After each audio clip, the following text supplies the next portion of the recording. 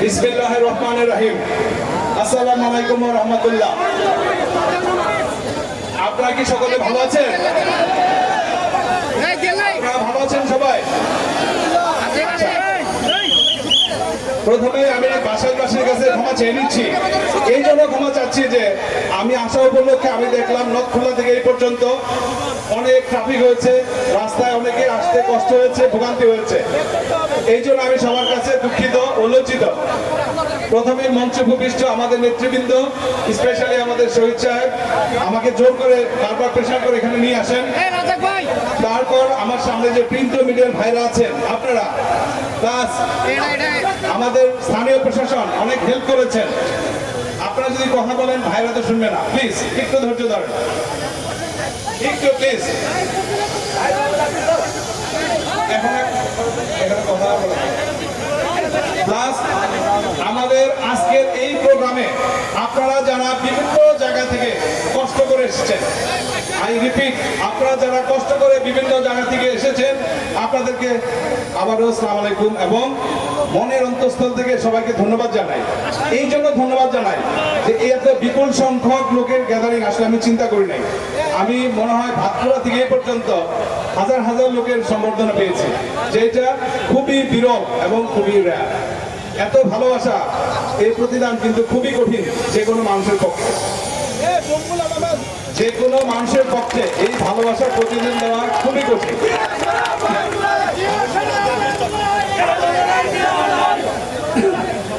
আমি ইতিপূর্বে বাসায় একবার এসেছিলাম, খুবই ছোট প্রোগ্রাম, আর এবার আসলাম একটু বড় প্রোগ্রাম। মনে হচ্ছে শহীদ ভাই আমাকে মিসগাইড করেছে। উনি আমাকে বলেছে ভাই কিছু মানুষ আসবে, আপনি একটু আসবেন, কারণ বেশি মানুষ হলে আমি আসতে চাই না, কারণ আমি রাজনৈতিক ব্যক্তিত্ব নই।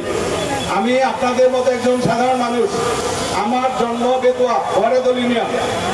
আমি এই দেশে আলো বাতাসে বড় হয়েছি। আমি আপনাদের মতো একজন মেহনতি মানুষ। কৃষক হয়তো কাজ করে তার মাঠে, ঠিক আছে, আপনি হয়তো স্কুল টিচার, আপনি কাজ করেন আপনার স্কুলে, আপনি একজন ভদ্র মহিলা হয়তো স্কুল টিচার অথবা বাসায় কাজ করেন। আমিও কিন্তু কাজ করি আমার ইন্ডাস্ট্রিতে। আমি কিন্তু মেহনতি মানুষ। আমি 19 বছর বয়স থেকে আমার কর্মজীবন শুরু করেছি। তখন থেকে আজ পর্যন্ত যে 15 to 16 আওয়ার্স কাজ করি, নিরলসভাবে কাজ করে যাচ্ছি। আল্লাহর রহমতে আমি কিন্তু সেই কাজটাই এখন পর্যন্ত করতেছি। আর আমার মার নাম সালমা বেগম। বেতোয়াতে আপনারা গেলে শুনতে পারবেন যে আমার মার মতো দানবীর, আমার মার মতো ভালো মানুষ, আমার মার মতো নিবেদিত প্রাণ আমি খুব দেখি নাই। আমি ছোটবেলায় দেখেছি আমার মা আমাদের টাকা, আমাদের ঈদের জন্য যে গিফট কেনার টাকা, সেটা অন্য মানুষকে দিয়ে দিয়েছে। So it is my mother. So আমার মাকে যখন দেখি, আমার মার কথা যখন মনে করি, তখন আমার সাধারণ মানুষের প্রতি আমার যে দায়িত্ব, সেটা আমরা অবহেলা করতে পারি না। এই দায়িত্ব মার মুখের দিকে তাকালে সম্ভব না। আমার মা আল্লাহর রহমতে এখনো জীবিত, ঢাকায় থাকেন, আমার বাসায় মাঝে মাঝে থাকেন, তাহলে ওনার বাসায় থাকেন। তো মার কাছ থেকে দেখেছি অভাবগ্রস্ত মানুষ বা কারো বাচ্চা স্কুলে বেতন দিতে পারে না, সেগুলো করার আগ্রহ মাকে দেখে শিখেছি। আর বাসায় সুখবরে আমি যখন আসি, আমি বাংলাদেশের প্রত্যেকটা অঞ্চলে ঘুরে বেড়েছি। বাসায় সুখবরের মানুষ অন্যান্য এলাকার চেয়ে অনেক শিক্ষিত, অনেক ভদ্র, অনেক মার্জিত। আমাদের এলাকায় কিন্তু তথাকথিত মারামারি কাটাকাটি যে জিনিসটা, সেটা নেই। কিছুদিন পূর্বে আমরা ওই জিপে 5 পাওয়া ছেলে মেয়েদেরকে আমরা গিফট দিতে চাইলাম। আমরা হিসাব করে দেখি যে বাংলাদেশের যে কোনো উপজেলায় যা পেয়েছে, শফিকুর বাসালে তার ডাবল পেয়েছে, তার ডাবল কিন্তু পেয়েছে। শফিকুর বাসালে একটা জিনিস দেখলাম যে মেয়েদের সংখ্যা অনেক বেশি, মেয়েরা কিন্তু এগিয়ে যাচ্ছে। মেয়েরা কিন্তু আর পিছনে বসে নেই, টুকটাক করে মেয়েরা প্রচন্ড স্পিডে এগিয়ে যাচ্ছে। আমাদের কোম্পানি 10 জন ডিএমডি কোম্পানি চালায়, তার মধ্যে 3 জনই মেয়ে। এই 3 জনের মধ্যে একজন বিদেশি, আর 2 জন কিন্তু এই শফিকুর বাসালে। তো মেয়েদেরকে যদি ঘরে আপনি সম্মান না করেন, মাকে সম্মান না করেন, ভবিষ্যতে ছেলেমেয়ের সম্মান আশা করার কোনো সুযোগ নাই। আমাদের বাংলাদেশ আজকে এগিয়ে যাচ্ছে, সেখানে আমাদের মাদের অনেক কন্ট্রিবিউশন, বোনদের অনেক কন্ট্রিবিউশন। তারা ঘরে থাকে ঠিকই, সবাই ঘরে থাকে না, কাজও করেন। আর যারা ঘরে থাকেন তারা যে পরিমাণ ঘরের কোনায় শাকসবজি চাষ করেন, গরু ছাগল পালেন এবং দিনের শেষে যে বেহেস্তের কাজটা করেন, আমাদের জিডিপিতে একটা আনসিন একটা বড় কন্ট্রিবিউশন, যেটা আমাদের মেয়েরা করেন। তো আপনাদের প্রতি রিকোয়েস্ট, যদি শান্তিতে থাকতে চান, যদি বাচ্চাদেরকে বড় বানাইতে চান, মানুষের মতো মানুষ, বাচ্চার মাকে সম্মান দেন।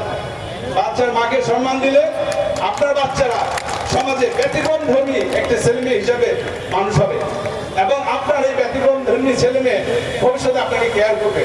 কারণ বাচ্চাদের কাছে মার সম্মানটা অনেক বড়। মার সম্মান করলে বাবার সম্মান বৃদ্ধ বয়সে বাড়ে। সরি, আমি হয়তো অনেক কথা বলি যেটা হয়তো আপনাদের মন মতো নাও হতে পারে। আমি আমার স্থান থেকে বলি, আপনারা সবাই নেপোলিয়ান বোনাপার্টের নাম শুনেছেন। উনি ইটালিয়ান, কিন্তু ফ্রেঞ্চ আর্মিতে জব করেছেন। মাত্র 24 বছর বয়সে, আমি আবার বলি মাত্র 24 বছর বয়সে জেনারেল হয়েছেন। উনি বলেছেন, আমাকে একজন শিক্ষিত মা দাও, আমি শিক্ষিত জাতীয় উপহার দেব। পৃথিবীর সমস্ত জ্ঞানী লোক এটা বলেছে, সেখানে আমি আর আপনি এর ব্যতিক্রম কিছু নেই। উন্নয়নের কথা বলি, উন্নয়নের কথা বলতে গেলে প্রথমে তরুণদের উন্নয়ন করতে হবে, যুব সমাজ থেকে এগিয়ে আসতে হবে। আজকে তরুণ বা যুব সমাজ যদি নেশাগ্রস্ত হয়, যদি বিকালে বাজারে কোনো আড্ডা মারে, শুধু বিকাল বেলায় শুধু ক্যারাম বোর্ড খেলে, আর এটা আমি এসেছি আমার পিছনে টাইম দিচ্ছেন, অন্যান্য নেতারা আসতেছে টাইম দিচ্ছেন, এটা রং। ঠিক আছে, বছরে একবার নিতে পারেন, দুইবার নিতে পারেন, 5 বার নিতে পারেন, নট এভরিডে। তরুণ সমাজ, যুব সমাজ, আপনাকে আপনারটা ভাবতে হবে, আপনাকে আপনার কাজটা প্রথম করতে হবে। প্রথমে নিজেকে প্রথমে নিজের পায়ে নিজেকে দাঁড়াতে হবে, স্বনির্ভর হতে হবে।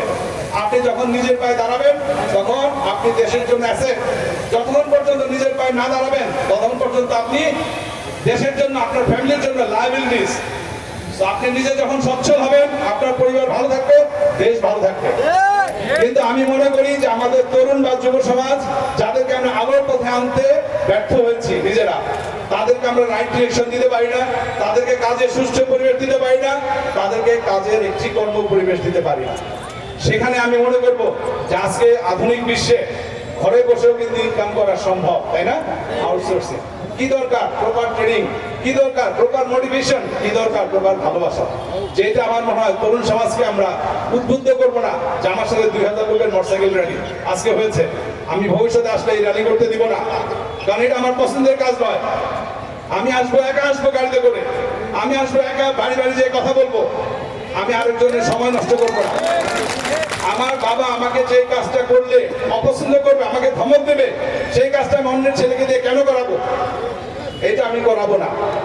শহীদ ভাই প্রথম এসছি করেছেন, দ্বিতীয়বার আসলে আমি কারোর জন্য মাপ চাই, করা যাবে না।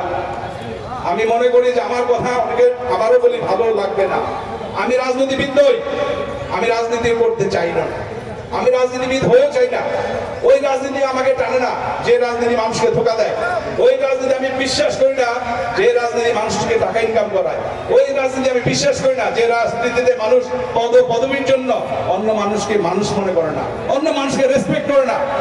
আমি ওটাই পছন্দ করি যেখানে আমার আপনার মিউচুয়াল সম্মান থাকবে। আমার সম্মান, আমি আপনাকে সম্মান করি না, অথচ আপনার কাছ থেকে আমি সম্মান আশা করি, এই রাজনীতি আমার না, এটা আমার পছন্দের না। আমি এই জন্য মনে করি যে আমি রাজনীতির বাইরে আছি, আমি আমার একটা জগতে থাকি। আমার জগৎটা একদম খারাপ না, যে জগৎ থেকে আমি যতটুকু পারি মানুষের পাশে দাঁড়াই। আমার রাজনীতি, আমি বিশ্বাস করি রাজনীতি হওয়া উচিত মানুষের পাশে দাঁড়ানো, রাজনীতি হওয়া উচিত মানুষের কল্যাণে, রাজনীতি হওয়া উচিত মানুষের মঙ্গলে। সেটা যদি না পারি, সেই রাজনীতি আমি না, কারোই করা উচিত না। আমাদের বাংলাদেশে আমি একটা জিনিস দেখি, আমাদের সিনিয়র নেতৃবৃন্দের কাছে একটা রিকোয়েস্ট, পৃথিবীতে সব জায়গায় দেখবেন একটা প্লেন ল্যান্ড করতেছে, সাথে সাথে হয় ফ্লাই করতেছে অথবা ভিতরে ঢুকে যাচ্ছে, রানওয়েটা ফাঁকা রাখতেছে ফর নেক্সট এয়ারক্রাফট ফ্লাই করবে অথবা নামবে। তো আমাদের সিনিয়র রাজনীতিবিদরা রানওয়ে থেকে এমন ভাবে ব্লক করে দেয় যে আমাদের